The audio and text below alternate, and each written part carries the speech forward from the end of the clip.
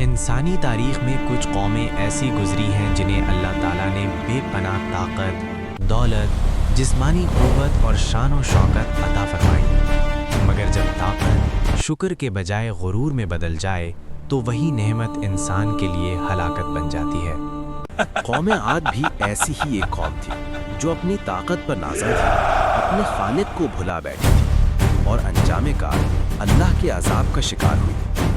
قرآن مجید میں قوم عاد کا ذکر بار بار کیا گیا ہے تاکہ آنے والی نسلیں اس سے عبرت حاصل کریں۔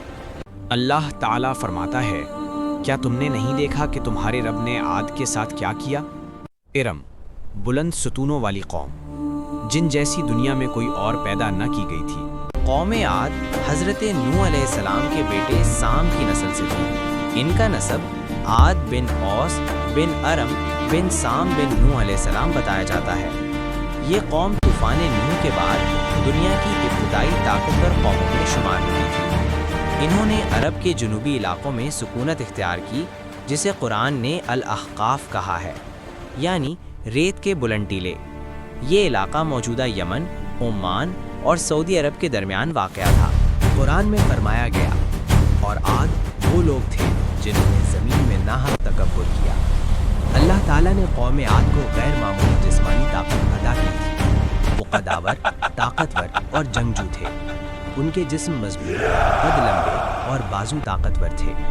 قرآن میں ان کا دعویٰ نقل کیا گیا، ہم سے زیادہ طاقتور کون ہے؟ ان کی تہذیب کی خصوصیات: عظیم الشان محلات، بلند ستونوں والی عمارتیں، ریگستان میں شہر، مضبوط قلعے، وسیع باغات اور نہری نظام۔ ان کا شہر ارم ذات العماد اپنی مثال آپ تھا۔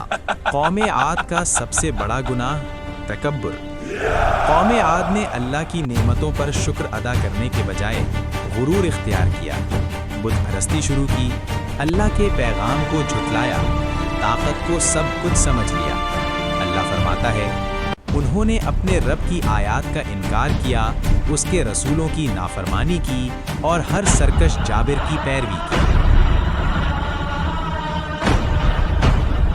اللہ تعالیٰ نے قوم عاد کی ہدایت کے لیے انہی میں سے ایک نبی حضرت ہود علیہ السلام کو مبعوث فرمایا۔ حضرت ہود نے فرمایا، اے میری قوم، اللہ کی عبادت کرو، اس کے سوا تمہارا کوئی معبود نہیں۔ انہوں نے قوم کو توحید کی دعوت دی، بت پرستی سے روکا، اللہ کے عذاب سے ڈرایا۔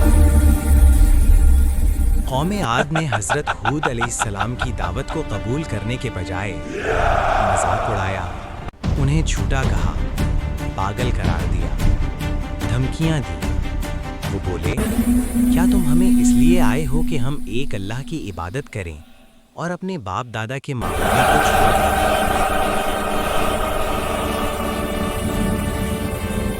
حضرت ہود علیہ السلام نے طویل عرصے تک صبر کے ساتھ تبلیغ کی اور فرمایا، اپنے رب سے معافی مانگو، پھر اس کی طرف رجوع کرو، وہ تم پر آسمان سے خوب بارش برسائے گا، مگر قوم نہ مانی۔ اللہ تعالیٰ نے بطور آزمائش بارش روک دی، زمین خشک ہو گئی، فصلیں تباہ ہو گئیں۔ یہ اللہ کی آخری تنبیہ تھی، مگر قوم نے توبہ نہ کی۔ ایک دن قوم عاد نے آسمان پر سیاہ بادل دیکھا اور خوش ہو گئی، کہنے لگے، یہ بادل ہمیں بارش دے گا، مگر حقیقت کچھ اور تھی۔ اللہ تعالیٰ نے سخت، سرد اور تباہ کن آندھی بھیجی، جسے قرآن میں ریح سرسر عاتیہ کہا گیا۔ یہ آندھی 7 راتیں اور 8 دن چلتی رہی، انسانوں کو زمین سے اکھاڑ پھینکتی، انہیں کھجور کے کھوکھلے تنوں کی طرح پٹکتی۔ قرآن کہتا ہے، تم انہیں اس طرح پڑا دیکھتے گویا وہ کھجور کے کھوکھلے تنے ہوں۔ طاقتور ترین قوم صفحہ ہستی سے مٹ گئی۔ اللہ فرماتا ہے، اس نے ہر چیز کو اپنے رب کے حکم سے تباہ کر دیا۔ کون بچا؟ صرف حضرت ہود علیہ السلام، وہ لوگ جو ایمان لائے۔ ہم نے ہود اور ان کے ساتھیوں کو اپنی رحمت سے بچا لیا۔ قوم عاد سے ملنے والے اسباق: 1 حماقت اللہ کے بغیر کچھ نہیں۔ 2 غرور قوموں کو تباہ کر دیتا ہے۔ 3 اللہ کی مہلت عذاب نہیں رحمت ہوتی ہے۔ 4 تاریخ صرف کہانی نہیں سبق ہے۔ قوم عاد کا ذکر بار بار کیوں؟ قرآن میں قوم عاد کا ذکر متعدد صورتوں میں آیا تاکہ ہر دور کے لوگ سمجھ جائیں۔ بے شک اس میں عقل رکھنے والوں کے لیے نشانیاں ہیں۔ آج کے انسان کے لیے پیغام۔ قوم عاد سمجھتی تھی کہ وہ ناقابل شکست ہے، مگر اللہ نے ثابت کر دیا، بے شک تمہارا رب سخت سزا دینے والا ہے۔ قوم عاد مٹ گئی، مگر ان کی کہانی آج بھی زندہ ہے، عبرت کے لیے۔